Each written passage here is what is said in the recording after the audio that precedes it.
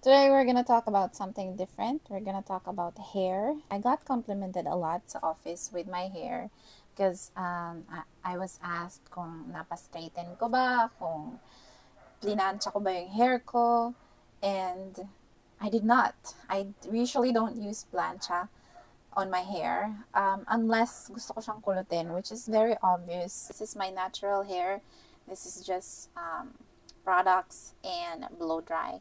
So if you're interested to know my hair care routine, please keep on watching. If you're new here, we usually make fragrances related contents, but I'm trying to add some feminine and hygiene related contents. If you're into fragrances and girly girl things, please consider subscribing. And if you find any of the tips helpful, please don't forget to give me a thumbs up. That helps the channel a lot. Ang hair care routine na to, it doesn't require a lot of things. It doesn't require a lot of products. Although, this is more products than what I used to do before when I was not doing this hair care routine. So, umpisahan ko tong hair care routine last year because nagpakulay ako ng hair and I wanted to take care of my hair. And I usually have bad hair days. And that frustrates me a lot. Dati-dati, wala akong pakialam sa hair ko. And I realized na hair plays an important role in how you feel during the day. Kasi if you have good hair day, you feel pretty, you feel beautiful, you feel like you can take on the world. And sometimes if you have bad hair days, it adds to the stress of the day. So I just realized that last year, ironically, when I got 30. I got into 30, saka ko lang na-realize na hair is very important. Sometimes may mga late bloomer talaga na parang tayo. So I don't have a lot of treatments for my hair.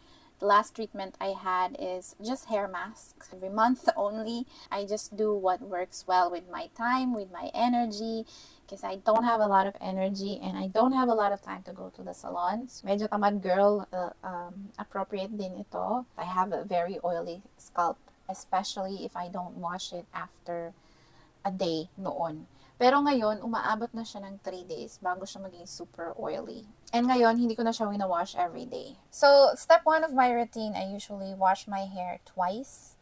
I use one conditioner once. We'll discuss more a little bit in detail on this next clip. So, my hair is still wet. This is the shampoo and conditioner that I have been using. So, I'm using Tsubaki, the volumizing one. Naubos na siya, as you can see. This is the first time na naubos ko yung shampoo and conditioner ng sabay. And this is the first time na gumamit ako ng as in na same brand na hindi magkaiba. This is the shampoo, this is the conditioner. Hiyang naman yung hair ko dito. Nauna ko nang na-try yung Tsubaki na red. And yun na yung ginagamit ko ngayon kasi naubos ko na to. I think yung market nito is more of the thin, flat, super straight hair. Mas maganda to. But I find that this is still moisturizing. So, my trick para umaabot ng 2 or 3 days yung hair ko is I wash it 2 times. So, I go in with the shampoo. I tried to record this. Believe me, I tried to record this twice, like shampooing my hair in the bathroom. But I find the lighting too difficult, and it's difficult to record myself while taking a bath. I find it too personal, and I cannot post it. So, I deleted the video. I tried it twice. It's not gonna happen.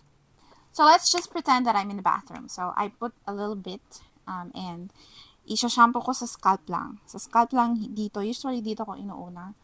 And then, I put a little bit more. Hindi ako yung tipong isang blob tapos spread mo at once.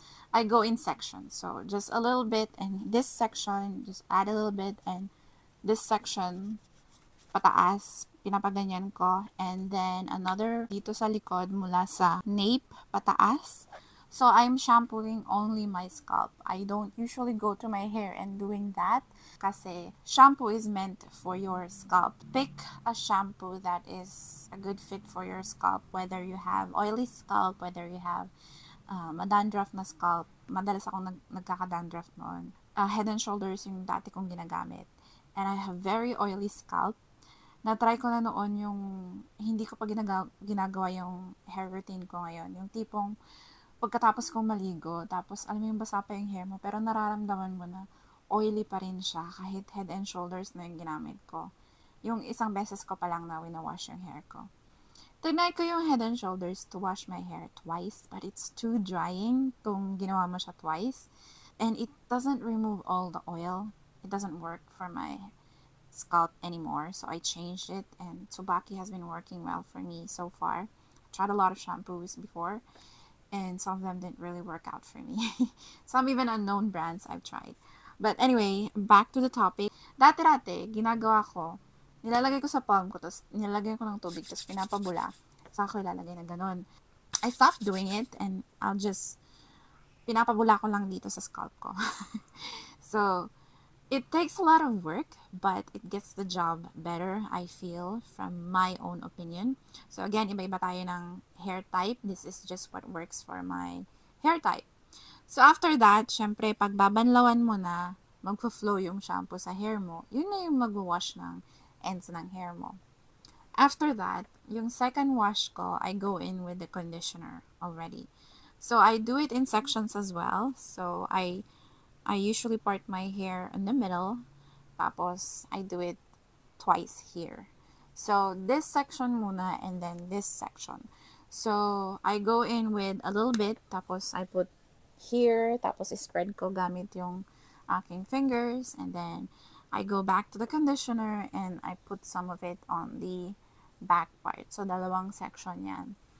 Tapos, gagawin ko ulit siya on the other side. So, in total, 4 na sections para sa conditioner. So, yung conditioner, hanggang dito lang siya. Hindi siya aabot yan sa scalp. And then, pagkatapos na nalagyan na ng conditioner, ganyan na siya. I don't wait a long time kasi I don't usually have a lot of time. So, I go in immediately with the second wash. So, the same thing, I put it on my scalp, massage it in. Mas mabula na usually yung second na wash. I don't worry too much yung first na wash na hindi masyadong mabula. Kasi yung second wash, yun na yung mas mabula. And I find after washing it, my hair is still smooth. It's not very dry kahit dalawang beses siyang na-wash. The purpose kung bakit sinabay ko na is to save time and para hindi masyadong madry yung ends sa all the shampoo na you're letting it run twice on your hair. That's just what I found out that worked well with my hair. So I'm gonna put this one. This is the Elizavecca CR 100 Collagen Coating Protein Ion Injection. May dalawang variant nito, so be careful. This is the one na ganito yung itsura niya. Meron yung isa na parang nakaganon, which is washable. This one is like a leave-in conditioner. I was previously using something local, which looks like this. This is from Beachborn. Naubos lang siya, so I'm trying a new one. This is their sea salt spray. Wala na kasi yun, pero ang tawag doon is sunset spray. I just don't have it. I cannot find the bottle. Tinapon ko na yata. But ganito yung itsura niya. Ganito yung packaging niya. Sa Shopee ko siya binili. And yung hindi ko lang nagustuhan sa sunset spray is medyo may amoy siyang chemical. Pero meron kasi siyang added benefit of heat protectant because I usually blow dry my hair. For this one, I don't think it's claiming that it's heat protectant. But I think my hair is at its point na hindi na siya masyadong too fragile. Pero nung bagong kulay yung hair ko, I needed something to protect it habang binoblow dry ko. So, I found out that you still need a leave-in conditioner kahit nag-conditioner ka na from Blowout Professor dito sa YouTube. Essentially, what he's saying is that you still need a leave-in conditioner to protect your hair. So, I'm just gonna put something that's small. I'm not gonna put a lot kasi I don't want it to be heavy on the hair. So, I'm gonna put it in sections. So, I'm gonna put it on this side first. Konti lang muna yung nilagay ko. It has a little bit of a smell. Mabango yung amoy niya. Amoy shampoo. Amoy conditioner, gano'n. Amoy na typical na shampoo. Mabangong conditioner. Which is a little bit floral, a little bit sweet. But mainly, it's a floral scent. So, I'm gonna do that on the other side. Huwag masyadong marami. Hindi naman sa tinitipid natin, pero we're not gonna put a lot. You don't need a lot. Kasi nga, nag-conditioner na tayo. You don't wait for your hair to dry a lot before you put it. After that, I'm just gonna comb it para ma-spread pa yung product. So, as you can see, it's still like 70%, 80% wet. Usually, kapag binoblow dry ko, I'm waiting for it to be around 70%, 80% dry. But, depende kung pumapasok ako. Usually, I let it just air dry. I let it air dry a little bit. And we'll come back to blow dry it. Alright, so it's time to blow dry my hair. So, of course, we need a blow dryer. This is not mine. This is from Chan's mom. Thank you, Tita.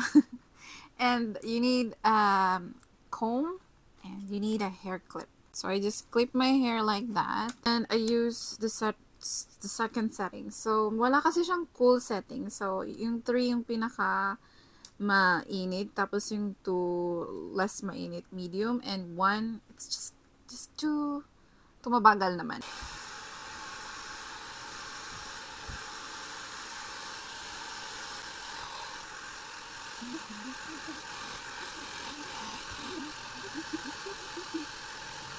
As you can see, I'm not really a professional doing this. I just do what works for me. Okay?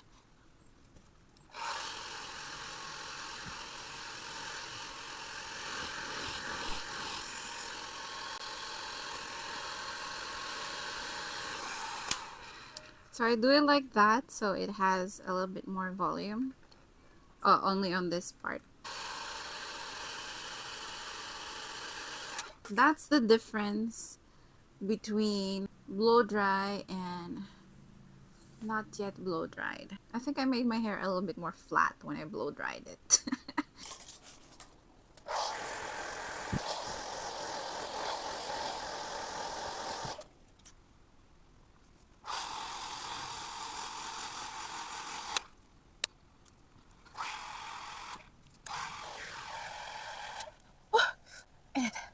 So now that my hair is dry, it's time to put the last part, which is a hair oil.